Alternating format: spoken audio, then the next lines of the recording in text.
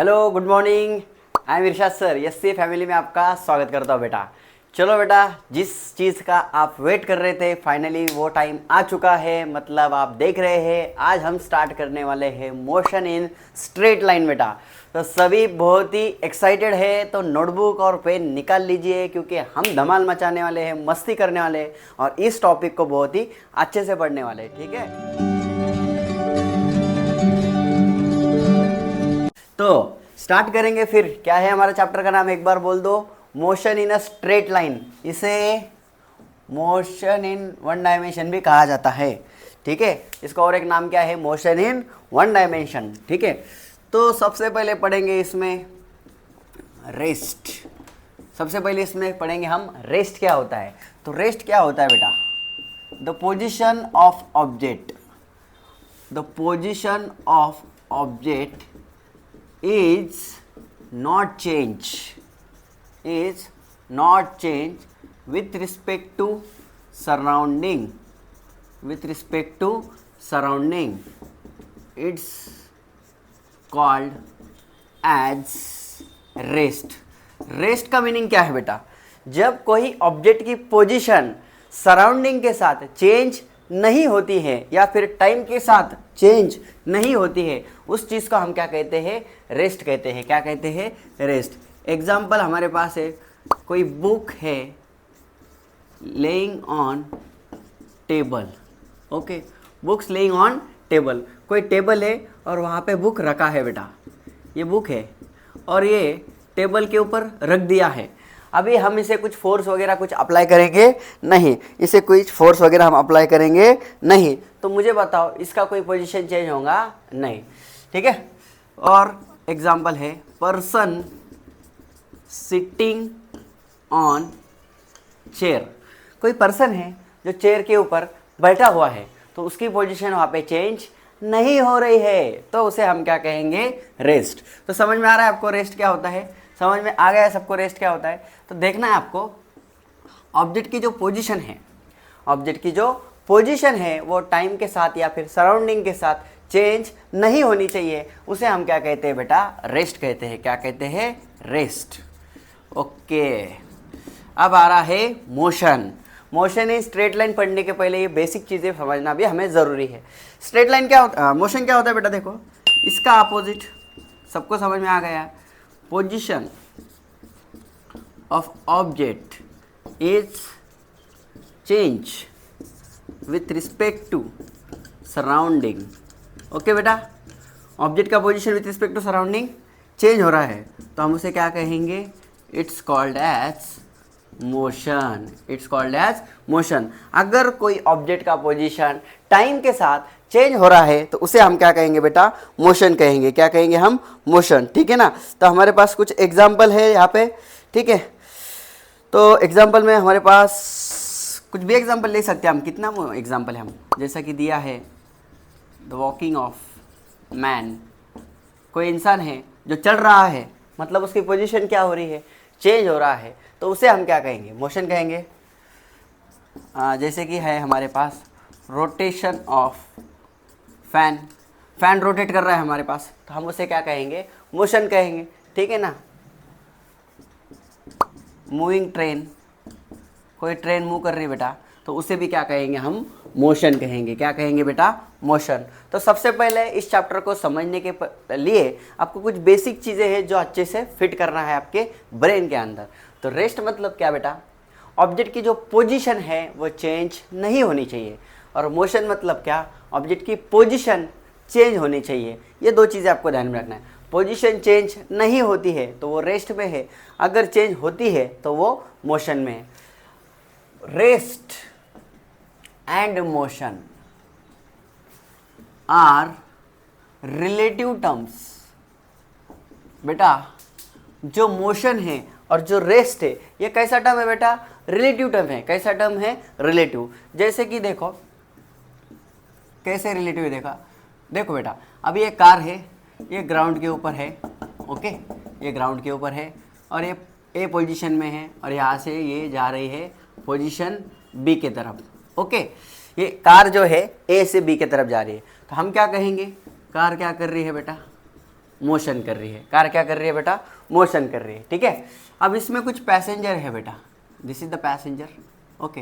Passenger को बोलेंगे हम M एंड N, ओके।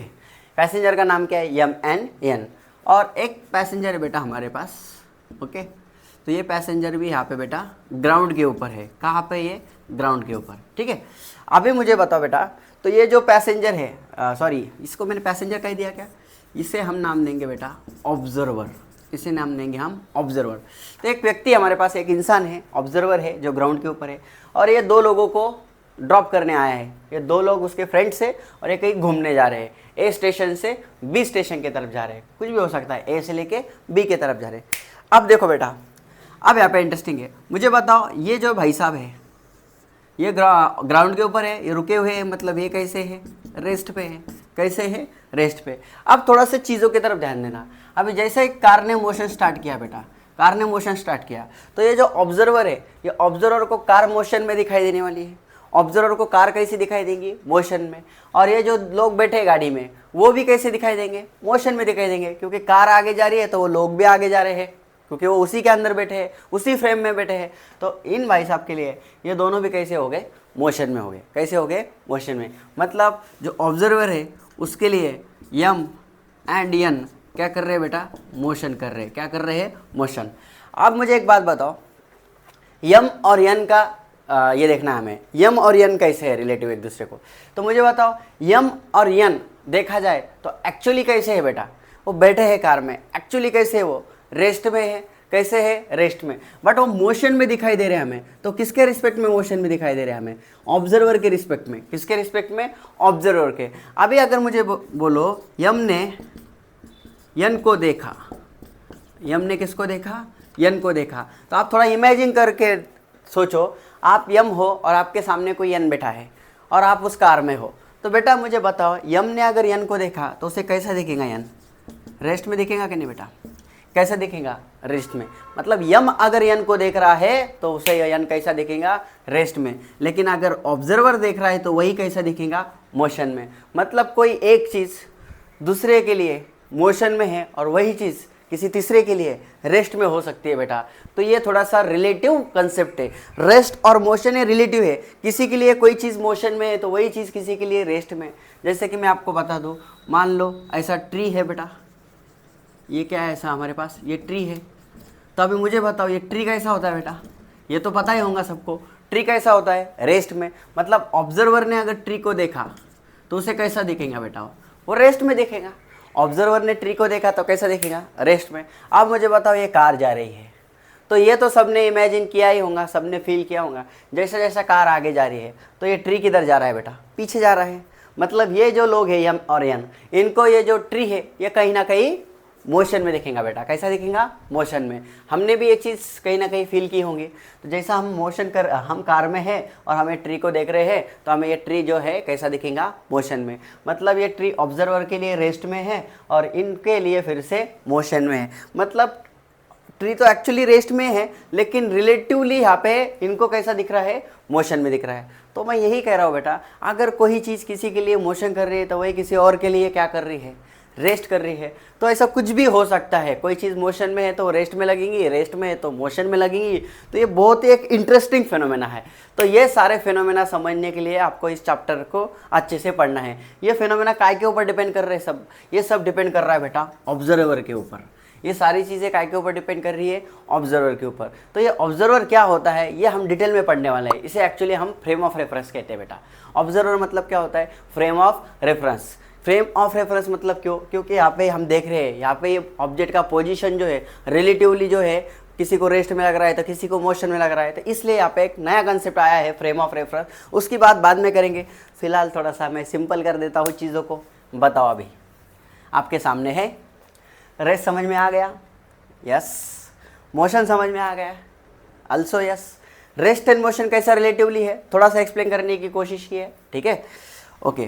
तो बेटा मोशन के हमारे पास होते हैं टाइप्स ऑफ मोशन। क्या पढ़ना है हमें, टाइप्स ऑफ मोशन। पहला जो आपके सामने लिखा भी है, motion in straight line. Motion in straight line, जिसे हम 1D भी कहते हैं। तो बेटा मोशन इन स्ट्रेट लाइन मतलब नाम में ही मीनिंग है। इसको पहले हम और एक नाम देंगे, रेक्टिलिनियर मोशन। क्या कहेंगे इसे हम? Rectilinear motion. तो बेटा जो ऑब्जेक्ट सीधा चलता है, जो ऑब्जेक्ट सीधा चलता है उस मोशन को हम क्या कहते हैं?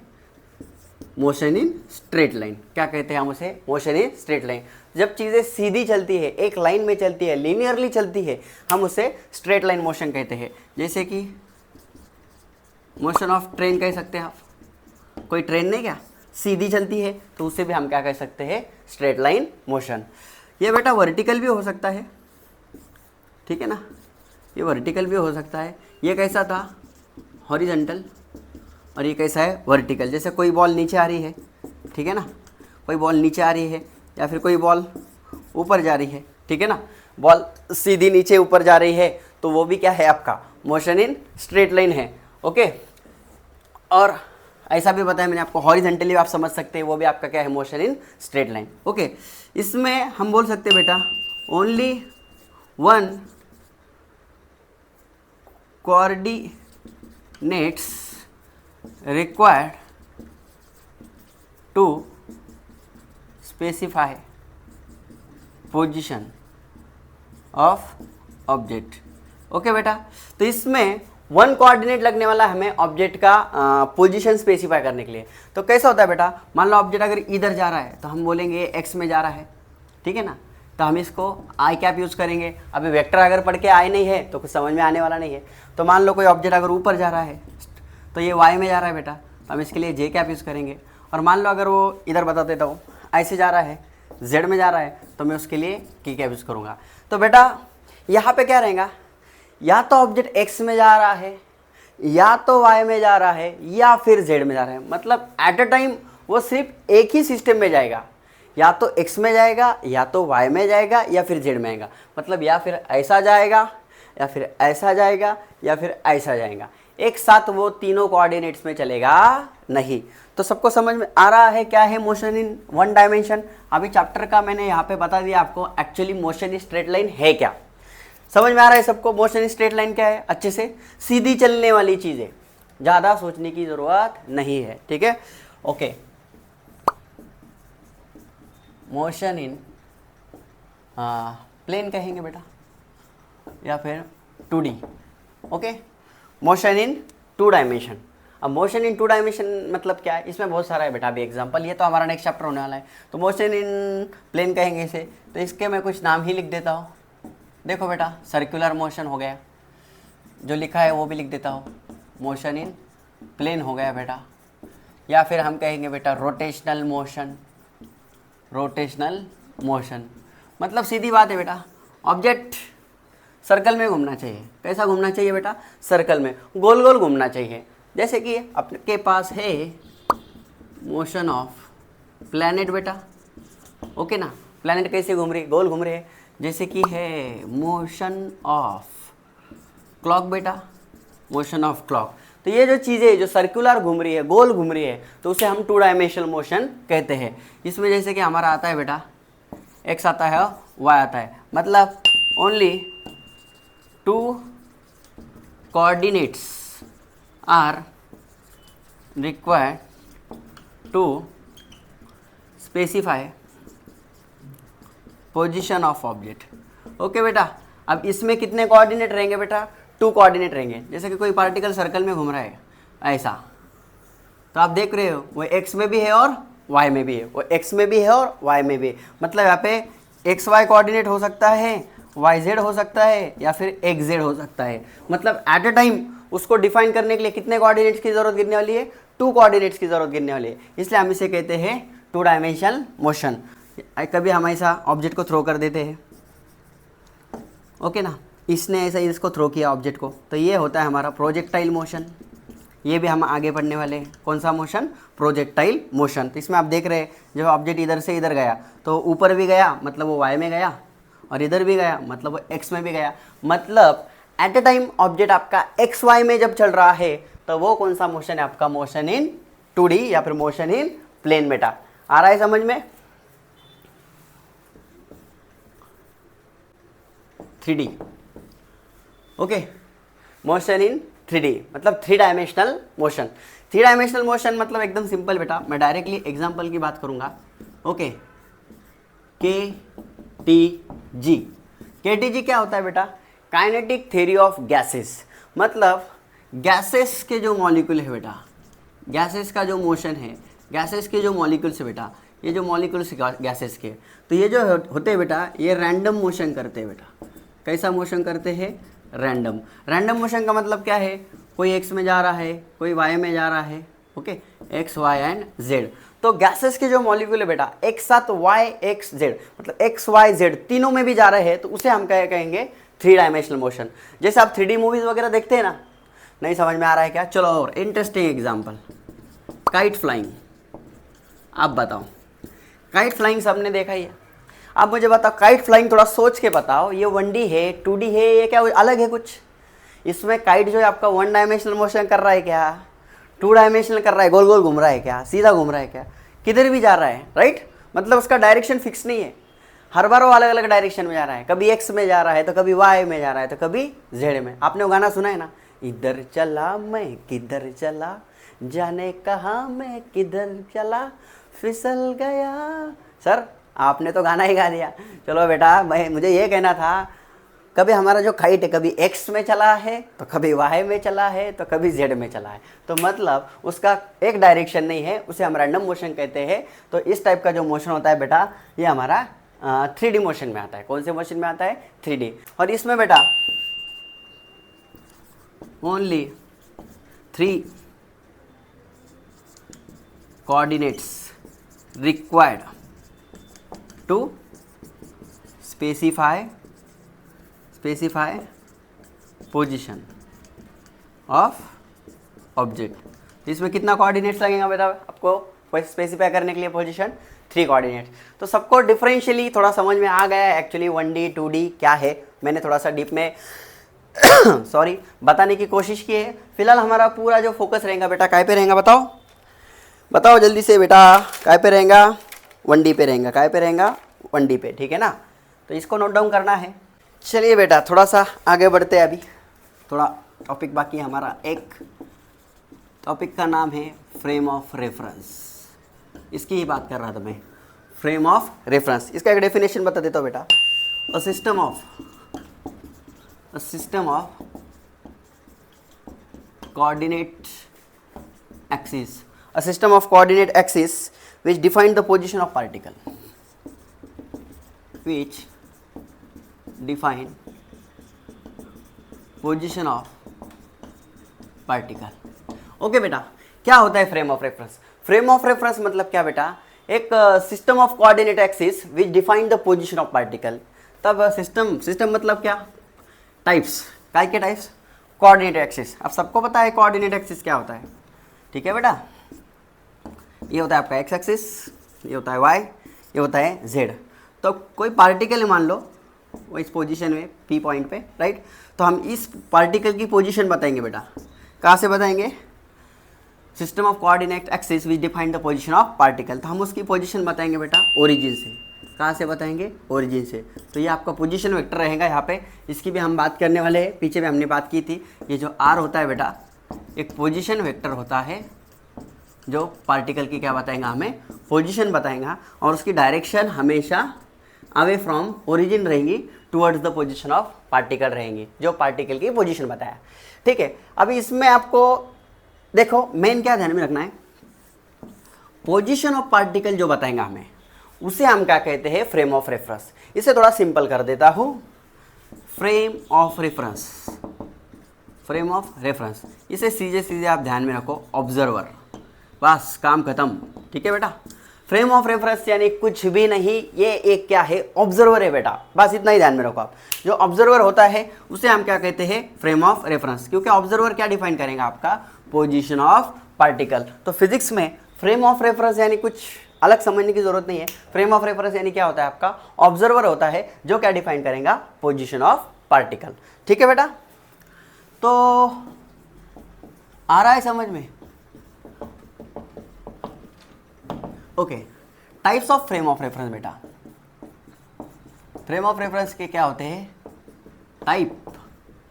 क्या लिखा है मैंने सबसे पहले, inertial frame of reference. Inertial यानी क्या बेटा, इसका और एक नाम है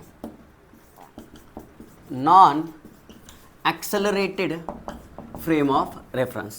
इनर्शियल फ्रेम ऑफ रेफरेंस को और एक नाम क्या बेटा, नॉन एक्सेलरेटेड। नॉन एक्सेलरेटेड का मतलब क्या है बेटा, एक्सेलरेशन क्या है, जीरो है। एक्सेलरेशन जीरो का मतलब क्या है बेटा, वेलोसिटी क्या है, कांस्टेंट। और वेलोसिटी कांस्टेंट का मतलब क्या है बेटा, जो आपका ऑब्जेक्ट है, जो आपका ऑब्जेक्ट है या तो वो रेस्ट में है बेटा, या फिर वो है यूनिफॉर्म मोशन में। कैसा है, यूनिफॉर्म मोशन में। मतलब यहाँ पे बेटा Newton first law hold good बेटा। वो न्यूटन फर्स्ट लॉ क्या कहता है हमें, every object is at rest और in the state of uniform motion until and unless unbalanced force acting on it। तो जब तक कोई ऑब्जेक्ट पे हम फोर्स नहीं लगाएंगे क्योंकि एक्सेलरेशन जीरो है, मतलब एक्सटर्नल फोर्स भी कितना है बेटा, जीरो है। तो जब तक हम किसी ऑब्जेक्ट पे फोर्स नहीं लगाएंगे वो ऑब्जेक्ट या तो कैसा रहेगा बेटा, रेस्ट में, या फिर कैसा रहेगा, यूनिफॉर्म मोशन में। तो ये किसने कहा है, न्यूटन ने कहा है। तो ये सारी कंडीशंस न्यूटन के फर्स्ट लॉ से अच्छे से मैच कर रही है बेटा, इसीलिए इसे हम कहते हैं Newton first law hold good here. तो देखो कुछ भी नहीं है, इनर्शियल फ्रेम ऑफ रेफरेंस क्या है, which is also called as non accelerated. नाम में ही मीनिंग है, इसको अच्छे से ध्यान में रखो। इनर्शियल का मतलब है नॉन एक्सेलरेटेड, जहाँ पे एक्सेलरेशन जीरो है, जहाँ पे एक्सटर्नल फोर्स जीरो है। और एक्सेलरेशन जीरो कब होता है, जब वेलोसिटी कांस्टेंट होती है। और वेलोसिटी कांस्टेंट का मतलब है ऑब्जेक्ट रेस्ट पे है या फिर यूनिफॉर्म मोशन में है। तो ये सारा हमें किसने बताया बेटा, न्यूटन के फर्स्ट लॉ ने, जो मैं आपको लॉज ऑफ मोशन में बताऊंगा। और लास्ट वाला बेटा हमारा non inertial frame of reference. सभी को पता चल गया है, इसका दूसरा नाम बताओ, एक्सेलरेटेड फ्रेम ऑफ रेफरेंस। क्या बेटा, एक्सेलरेटेड फ्रेम ऑफ रेफरेंस मतलब यहाँ पे एक्सेलरेशन रहने वाला है, एक्सेलरेशन की वैल्यू जीरो नहीं है बेटा, ठीक है ना। मतलब वेलोसिटी भी कांस्टेंट नहीं है बेटा, मतलब जो ऑब्जेक्ट है बेटा अभी रेस्ट में नहीं रहेगा, कैसा रहेगा, मोशन में रहेगा। कैसा रहेगा, मोशन में। तो न्यूटन का जो फर्स्ट लॉ है ये होल्ड नहीं करेगा बेटा, यहाँ पे ये होल्ड नहीं करेगा। अभी ये जो मैं बता रहा हूँ ना, ये चीज़ें और डिटेल में हम जब एग्जाम्पल लेते हैं ना, वहाँ पे अच्छे से समझ में आती है, ठीक है ना। तो नॉन इनर्शियल आप ध्यान में रखो, एक्सेलरेटेड फ्रेम, कैसा फ्रेम, एक्सेलरेटेड। मतलब बताने के मतलब ये है, एक्सेलरेटेड मतलब क्या, जैसे कि मान लो कभी हमारा पार्टिकल सर्कल में घूम रहा है, ठीक है, ऐसे घूम रहा है, ऐसे घूम रहा है। तो बेटा हमारा जब पार्टिकल ऐसे घूमता है ना, तो इसके ऊपर एक बाहर की तरफ फोर्स लगता है बेटा, एक बाहर की तरफ इसे एक फोर्स लगता है, उस फोर्स को हम कहते हैं सीडो फोर्स। कौन सा फोर्स, सीडो फोर्स। अभी सीडो फोर्स वगैरह क्या है, इसके बारे में डिटेल कंसेप्ट हम लॉज ऑफ मोशन में पढ़ने वाले हैं। पर जब कभी आपका ऑब्जेक्ट जैसे यहाँ पे घूम रहा है, सर्कल में घूम रहा है, यूनिफॉर्म मोशन है, फिर भी बाहर की तरफ एक फोर्स फील हो रहा है, नहीं क्या। आप जैसे कार में बैठे हो, कार चला रहा है, या फिर कोई बस चला रहा है, आप बस में बैठे हैं और bus driver suddenly apply break देना वाट हैपन। बस ड्राइवर ने सडनली जब ब्रेक अप्लाई किया तो आप एक तो आगे या पीछे चले जाते हो, आ रहा है समझ में, आप आगे चले गए या फिर पीछे चले गए, ठीक है ना। आप ये भी समझ सकते हैं। मैं आपको और एक इंटरेस्टिंग एग्जांपल बताता हूँ। जैसा कि मान लो कोई कार है, हाँ कोई कार है और इसमें ऐसा पेंडुलम है। अब एक कार ने सडनली ऐसा एक्सेलरेट किया बेटा। अब एक्सेलरेट किया मतलब एक्सेलरेटेड मोशन हो गया वो, मतलब नॉन इनर्शियल फ्रेम हो गया बेटा वो। तो अभी आपको पता है जैसे ही कार आगे एक्सेलरेट करेंगी, आपका ये पेंडुलम बेटा पीछे जाएगा। ये पेंडुलम बताया मैंने यहाँ पे, पेंडुलम पीछे जाएगा, मतलब इसके ऊपर पीछे की तरफ फोर्स लगा बेटा, जिसे हम मास इनटू एक्सेलरेशन कहते हैं। और वही आपका कौन सा फोर्स होता है, सीडो फोर्स होता है बेटा। तो ये जो होता है फिर यहाँ पे आपका ऑब्जेक्ट जो आता है मोशन में आता है, एक्सेलरेटेड फ्रेम में आता है, और उसकी वेलोसिटी क्या हो जाती है, चेंज हो जाती है। तो न्यूटन का फर्स्ट लॉ यहाँ पे हम अप्लाई कर सकते नहीं।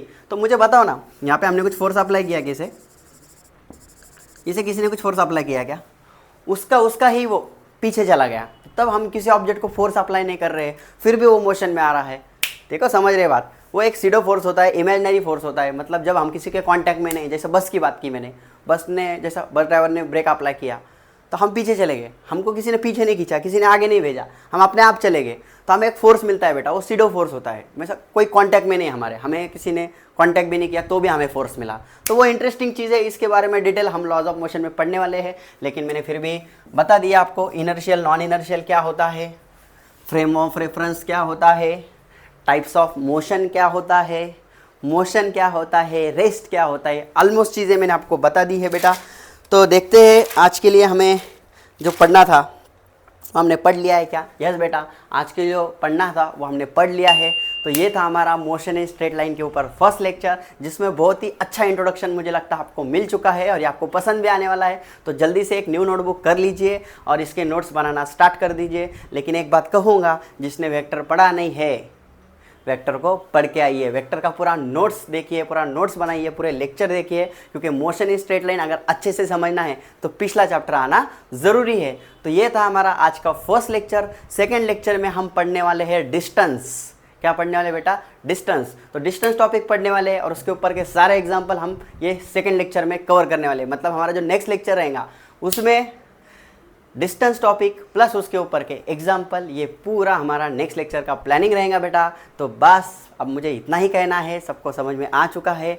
अभी आप लोग अगर नए हैं तो प्लीज़ करके अपने चैनल को शेयर करिए और सब्सक्राइब करिए, मतलब हमें भी थोड़ा सा मोटिवेशन मिलेगा और हम आपके लिए बहुत अच्छा अच्छा कंटेंट लेके आएंगे। चलो फिर बेटा, tata bye bye, thank you.